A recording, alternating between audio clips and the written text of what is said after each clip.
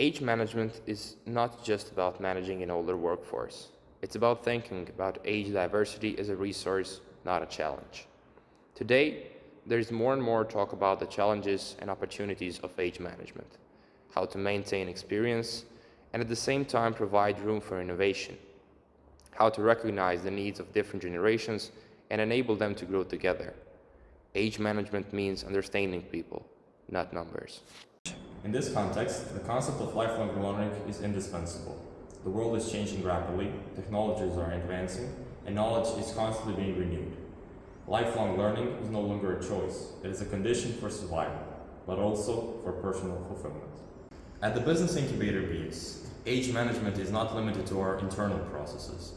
We live it every day, together with all stakeholders in our ecosystem. We also direct our communication outwards to partners with whom we cooperate on a daily basis on the implementations of EU and other development projects. In this video, we bring first-hand experiences, employees of incubator tenants, representatives of entrepreneurial support institutions, the city of Osijek, our business partners, and colleagues from Serbia. Because age management is more than a method. It's how we build a more resilient, connected, and inclusive business environment. They say that age brings wisdom, and we at BIOS, Business Incubator, say years bring value. Today, more than 60 companies operate in our incubator, mostly young, ambitious, and digital literate teams. However, there are also more experienced ones, members of the 55-plus generation, whose presence enriches the community with knowledge, experience, and calmness. Cooperation between generations is not a challenge, it's an opportunity. The question is not who is younger and who is older, but what we can learn from each other. Branko, our carpenter and craftsman with decades of experience, works side by side with his two sons. He says that he does not hide the knowledge, but passes it on every day. However, he's not lagging behind either. He's learning about digital businesses, he is present on social networks, and he also collaborates with young designers from the incubator on the development of unique furniture. We create together. They learn from me, I learn from them. That's the secret to longevity in business.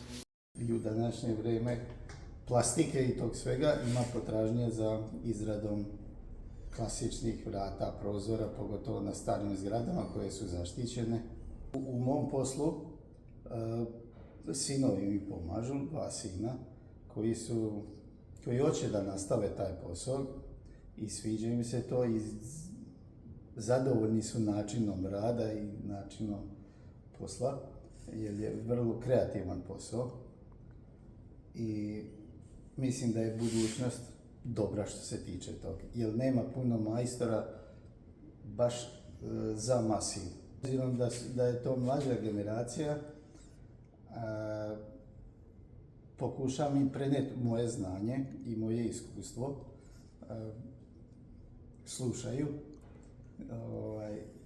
pokazujem mi kako šta ide, objašnjavam vrste drveta, kako se s kojim radi, znači radovi na mašinama, na strojima, znači lakiranje, brušenje i tako to sve. Postupak kojim se dolazi do završnog finalnog proizvoda i polako ulazimo u te faze, jednu po jednu fazu. Uče me, ne znam, kako koji program na kompjuteru i te neke stvari, narudžbe preko online i tako to.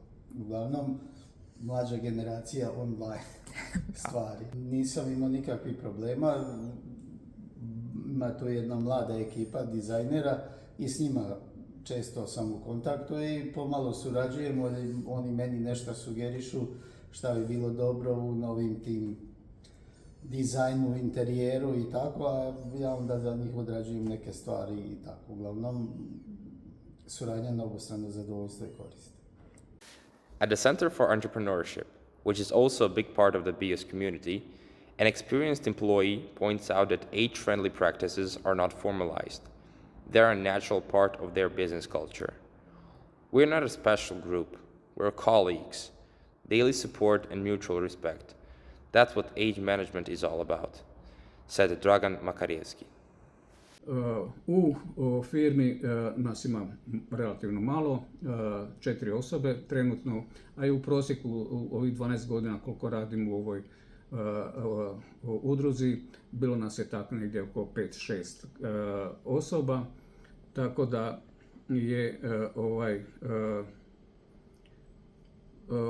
kontakt sa osobama sveden praktično na minimum. Znam da je uređeno mišljenje da mi stariji djelatnici imamo problema, takozvani međugeneracijski jaz, jedan od naših problema pri radu. Ja tih problema, iskreno rečeno, nisam imao. Možda iz razloga, kažem, što sam od početka, kako bi se rekao, i radio sa mlađima. Bio sam vrlo često u tim firmama izložen pred studente i srednjoškolce koji su dolazili. Ja sam bio njihov mentor. Jedno vrijeme od tih problema koje bi stariji mogli imati osim zdravlja,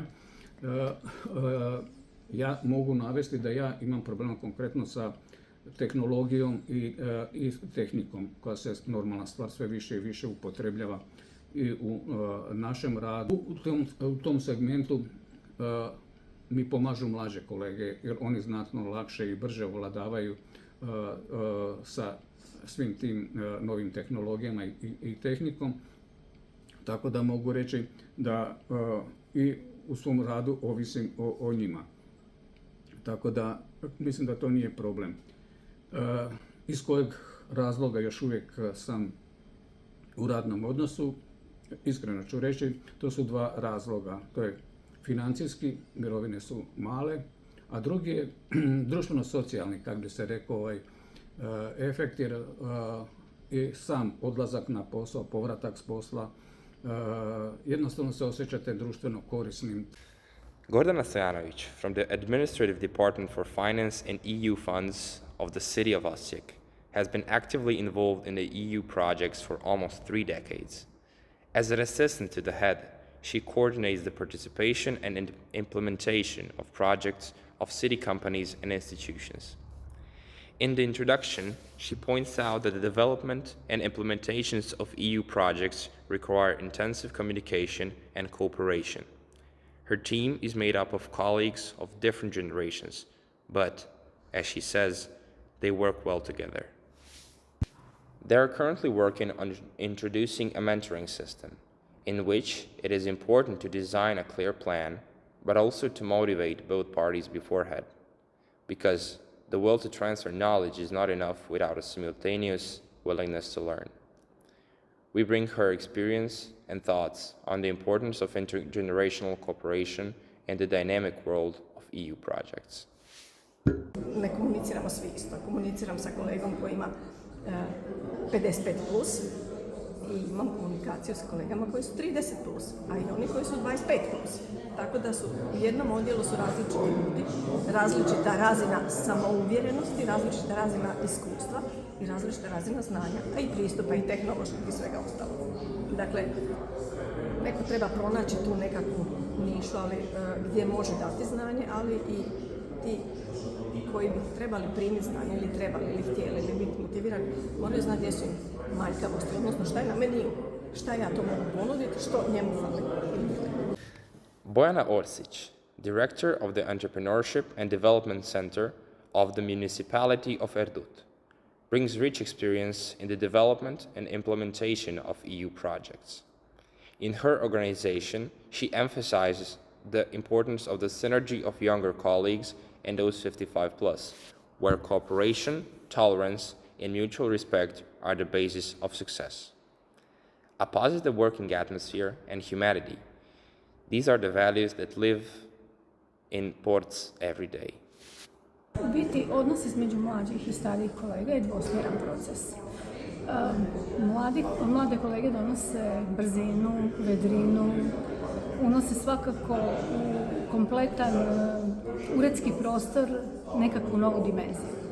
Dok, evo, mi stariji nosimo znanje, iskustvo i mislim da je taj nekakav transfer znanja jako važan za mlade ljude. Kombinacija mladih ljudi i starijih osoba, odnosno osoba koji su 55 plus, pa evo 60 plus, na nekakvom radnom mjestu koji zahtjeva šaroliko znanje, predznanje, je važno. Ta suradnja, tolerantnost, poštovanje jednih i drugih, to je nešto što će omogućiti da posao funkcionira na najbolji mogući način.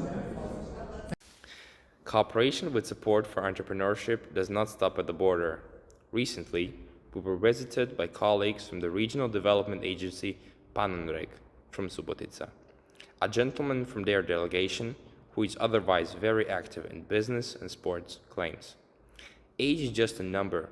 We have the knowledge, but also the desire. The problem of young people is not a lack of knowledge, but a lack of dedication. We, the elderly, can give a lot there."